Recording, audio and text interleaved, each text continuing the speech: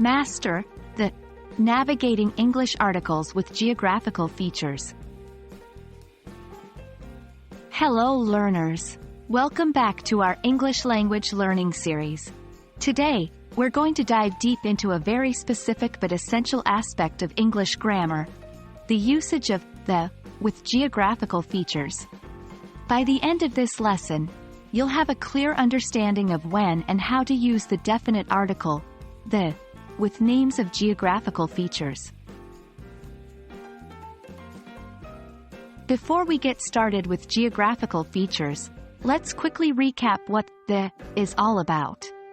It's called the definite article, and it's the most common word in the English language. We use the when we're talking about a specific thing or things that both the speaker and listener are aware of.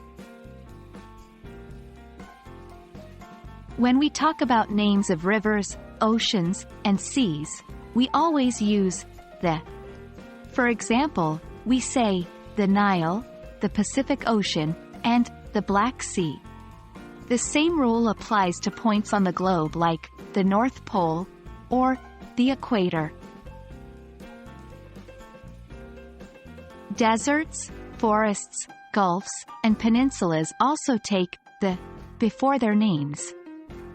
So, you'd say the Sahara, the Amazon rainforest, the Gulf of Mexico, and the Iberian Peninsula. Now, what about areas or regions? Yes, you guessed it right. We do use the with them. For instance, we say the Middle East, the West Indies, and the Arctic. Mountain ranges, groups of islands, and countries with plural names also require the. Examples include the Himalayas, the Bahamas, and the United States.